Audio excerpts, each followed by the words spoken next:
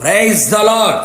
ప్రేమాస్వరూపి, సత్యస్వరూపి, ఆత్మస్వరూపి అయిన త్రియేక దేవుని నామములో మీకు సమృద్ధిగా ఆత్మాభిషేకం కలుగునుగాక. ఈ దినపు యేసయ్య జీవపు మాట తిమోతికి రాసిన మొదటి అధ్యాయం 7వ వాక్య భాగము. ఇంద్రియ నిగ్రహమును గల ఆత్మనే ఇచ్చెను.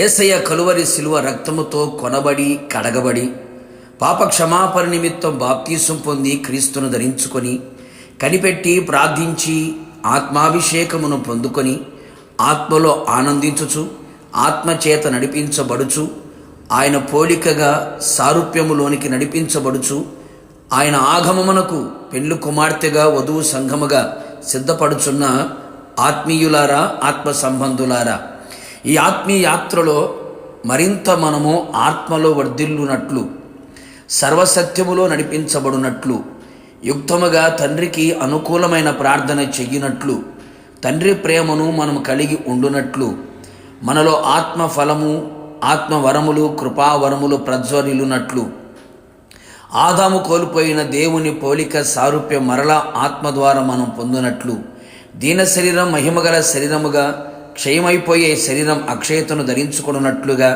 మర్త్యమైపోయే శరీరం అమర్త్యతను ధరించుకున్నట్లుగా, ఇలా ఎన్నెన్నో ఆత్మీయ అనుభవములు అనుగ్రహించుటకు, దేవునితో మాట్లాడుటకు, భాషలు మాట్లాడుటకు పరిశుద్ధాత్మ మనుషులందరి మీద కుమ్మరించబడుచు ఉన్నది.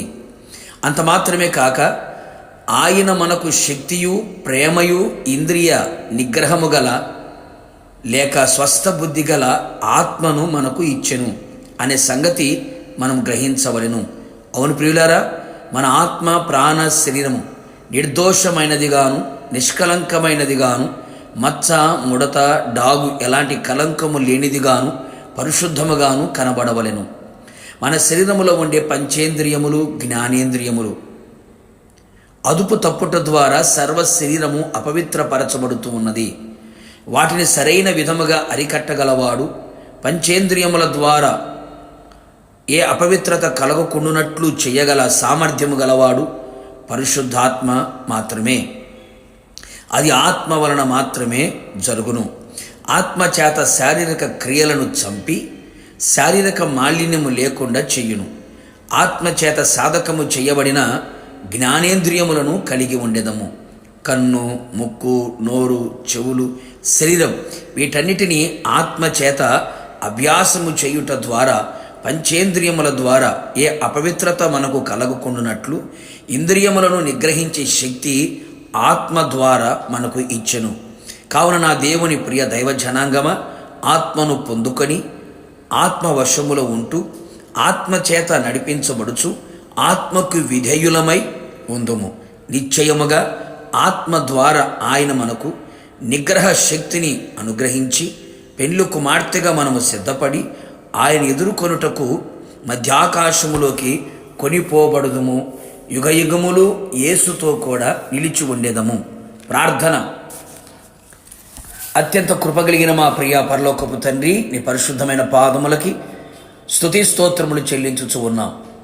ఈ ఆత్మీయ యాత్రలో మేము ఆత్మలు వర్ధిల్లుచు పెళ్లి కుమార్తెగా సిద్ధపడి వధువు సంఘముగా మిమ్మల్ని ఎదుర్కోవడానికి మాకు కావలసినటువంటి ఆత్మాభిషేకమును మీరు అనుగ్రహించినందుకై మిమ్మల్ని స్తుతిస్తూ ఉన్నాం. ఆత్మ ద్వారా నిగ్రహ శక్తిని మీరు మాకు అనుగ్రహించినందుకై మిమ్మల్ని స్తుతిస్తూ ఉన్నాం.